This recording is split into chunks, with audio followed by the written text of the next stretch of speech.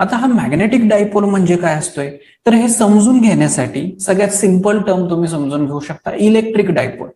मला सांगा electric dipole म्हणजे काय असतो रे बाळांनो, तर तुम्ही म्हणाल की सर इलेक्ट्रिक डायपोल म्हणजे त्याच्यामध्ये दोन चार्जेस असतात, इक्वल अँड अपोजिट चार्जेस असतात आणि ते सेपरेटेड असतात स्मॉल डिस्टन्स. ओके, ते डिस्टन्स आपण म्हणतो 2l, याला म्हणतो आपण इलेक्ट्रिक डायपोल. ओके, मग मॅग्नेटिक डायपोल काय असेल बघा, याच्याबरोबर अॅनॉलॉजी लावून तुम्ही मला सांगा की मॅग्नेटिक डायपोल्स काय असतील. तर याच्यावरून तुम्ही सांगू शकता की सर मॅग्नेटिक डायपोल म्हणजे असं किंवा असं एक टर्म असेल की त्याच्यामध्ये दोन पोल्स असतील, एक साऊथ पोल असेल आणि एक नॉर्थ पोल असेल आणि ते एकामेकांबरोबर काय झालेले असतील, सेपरेट झालेले असतील.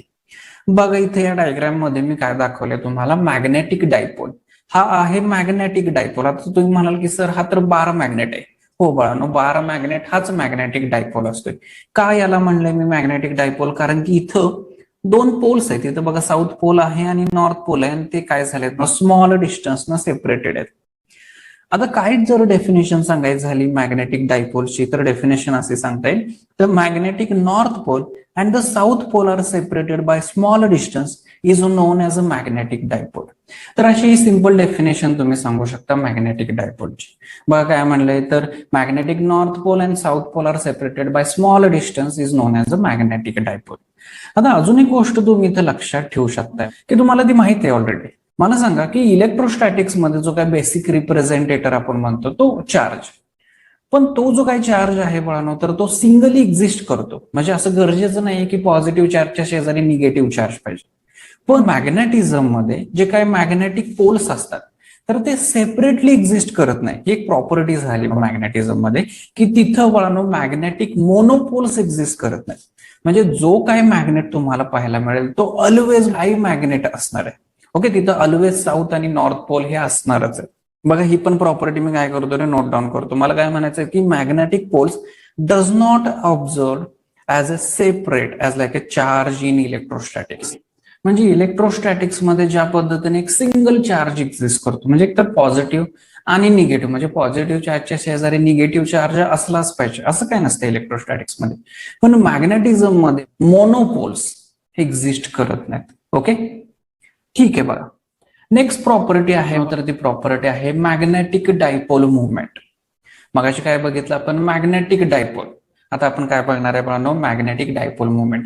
बऱ्याचशा बुक मध्ये जे काय मॅग्नेटिक डायपोल मुवमेंट आहे तर ते म्यू अल्फाबेटनं रिप्रेझेंट करतात. बरं, आता नेमकं काय रिप्रेझेंट करतं रे बाळांनो मॅग्नेटिक डायपोल मुवमेंट, तर मॅग्नेटिक डायपोल मुवमेंट बाळांनो स्ट्रेंथ रिप्रेझेंट करतं मॅग्नेटिक डायपोलचं. ओके, म्हणजे समजा तुमच्याकडे 10 जर डायपोल्स दिले, मॅग्नेटिक डायपोल्स दिले आणि तुम्हाला सांगितलं बाबा याच्यामधला कुठला डायपोल जास्त स्ट्रेंथ आहे, मग तुम्ही कुठली टर्म तिथे यूज करणार हे ठरवण्यासाठी की बाबा कुठल्या डायपोलची मॅग्नेटिक स्ट्रेंथ जास्त आहे, तर बाळा याच्या मदतीने तुम्ही सांगू शकता magnetic dipole movement gives us a strength of a magnetic dipole. Okay, बरं समजा एखादा डायपोल असेल, डायपोल असेल म्हणण्यापेक्षा मी काय म्हणतो रे, तो बार मॅग्नेट आहे. इथं समजा काहीतरी साऊथ पोल आहे आणि इथं काय रे बाळांनो नॉर्थ पोल, आणि हा जर डायपोल झाला तर याची जी काही स्ट्रेंथ आहे तर ती कशाने देतो आपण, मॅग्नेटिक डायपोल मुवमेंट ना. आणि त्याचा जो काही फॉर्म्युला आहे मॅग्नेटिक डायपोल मुवमेंटचा, तर तो फॉर्म्युला आहे बाळांनो one of the pole strength. बघा इथं दोन पोल्स आहेत, साऊथ पोल आणि नॉर्थ पोल, तर त्याच्यामधल्या एका पोलची strength into separation between them is known as a magnetic dipole moment. मला सांगा की वन ऑफ द पोल त्याची मी स्ट्रेंथ म्हणतो, म्हणजे साऊथ पोल त्याची मी स्ट्रेंथ म्हणतो तर ते आहे m एवढी समजून घ्या, आणि सेपरेशन बिटवीन देम तर ते किती आहे समजतो मी असं 2l एवढं, म्हणजे या दोघांमधलं सेपरेशन इथून इथपर्यंत तर ते किती आहे मग 2l एवढं. ओके, आता हा जो काय मॅग्नेटिक डायपोल मुवमेंट आहे तर ही टर्म बाळांनो वेक्टर क्वांटिटी. आता ऑब्व्हियसली वेक्टर क्वांटिटी असल्यामुळे त्याला काहीतरी डायरेक्शन असणार आहे. मग डायरेक्शन काय असते, तर याची डायरेक्शन लक्षात ठेवा which is always from south pole to the north pole.